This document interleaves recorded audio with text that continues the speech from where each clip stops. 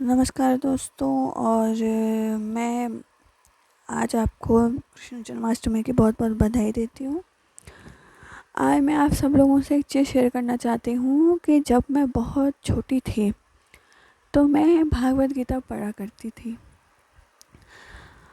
और भागवत गीता मतलब शुरू से ही मेरा भगवान कृष्ण के प्रति एक ही रुझान रहा है कि मुझे वो सिर्फ़ एक लड्डू गोपाल या गोपियों के संग रास रचाने वाले इसमें नज़र आने के अलावा सबसे ज़्यादा मुझे वो एक विश्व गुरु, एक फ़िलोसोफ़र के रूप में ज़्यादा नज़र आते हैं, जो आपको ज़िंदगी का सार सिखाते हैं। आप अपनी ज़िंदगी में किस तरीके से उसको निभाएँ, किस तरीके से एक अच्छा जीवन जिएँ, वो आपको सिखाते हैं। अपने कर्म कैसे करें, एक अच्छे पथ पर कैसे चलें, वो आपको भगवान श्री कृष्ण सिखाते हैं।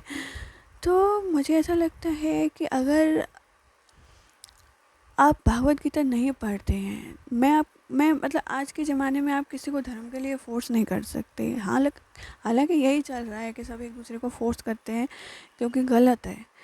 लेकिन एज ए हिंदू, ऐसे सनातनी, एज ए भगवान श्री कृष्ण की भक्त, मैं आपको ये सलाह दूंगी कि आप अगर नहीं पढ़ते हैं भागवत गीता, तो आप अगर आपको अपनी ज़िंदगी, अगर आप डिप्रेस्ड हैं, आपको नहीं पता कि आप किस पथ पर चलें, आप क्या कर्म करें, किस तरीके से करें, गृहस्थ जीवन में रहकर किस तरीके से आपको अपना जीवन बेहतर बनाना चाहिए, तो मैं आपको यही सलाह दूंगी कि आप आज ही से भागवत गीता पढ़ना शुरू कर दें। क्योंकि भागवत गीता पढ़ने से आपको सिर्फ भगवान कृष्ण की भक्ति में ही मतलब लीन होना ये नहीं है कि हाँ भाई हम भागवत गीता पढ़ रहे हैं तो हम सिर्फ इसलिए पढ़ रहे हैं कि हम भगवान श्री कृष्ण के भक्त होना मतलब दिखाना चाहते हैं कि हाँ हम भक्त हैं उनके। सिर्फ यही कारण नहीं है। भागवत गीता आपको भगवान श्री कृष्ण का भक्ति ही नहीं बनाती है, सिर्फ वो आपको आपकी ज़िंदगी बेहतर करना सिखाती है। भागवत गीता में भगवान श्री कृष्ण कहते हैं कि तुम मुझे कब पा सकते हो, जब तुम अभिमान से रहित हो। अगर तुम अभिमानी हो तो तुम मेरे कितनी भी पूजा कर लो, तुम मुझे कितना भी दान दे लो, चढ़ा लो, पूजा पाठ कर लो, मेरी कितनी भी भक्ति कर लो, तो मुझे कभी प्राप्त नहीं कर सकते। अगर तुम्हें मुझे प्राप्त करना है तो मेरी पहली पहली यही इच्छा है कि तुम अभिमान से मुक्त हो जाओ। एक अभिमानी व्यक्ति मुझे कभी प्राप्त नहीं कर सकता। ये भगवान श्री कृष्ण भागवत गीता में कहते हैं। और मैंने गोरखपुर प्रेस की भागवत गीता पढ़ी है। अगर आप मेरे पर विश्वास नहीं करते तो आप उसे पढ़ सकते हैं। उनका मेन उद्देश्य यही है कि इंसान को सबसे पहले अभिमान से मुक्त होना चाहिए, तभी वो मुझे प्राप्त कर सकता है। उसके बाद वो ये कहते हैं कि मुझे पाने के कई रास्ते हैं। कई मुझे तपस्या करके प्राप्त करना चाहते हैं, कई मुझे गृहस्थ आश्रम में रहकर प्राप्त करना चाहते हैं। तो भगवान श्री कृष्ण कहते हैं कि सबसे जो अच्छा मार्ग है, जो सबसे उत्तम जो मार्ग है, जो पथ है, रास्ता है, वो है गृहस्थ आश्रम।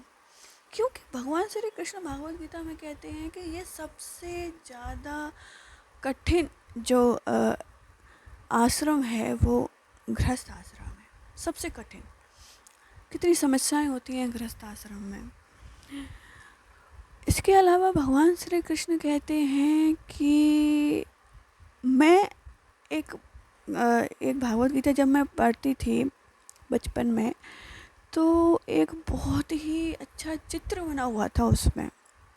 गोरखपुर प्रेस की है वो।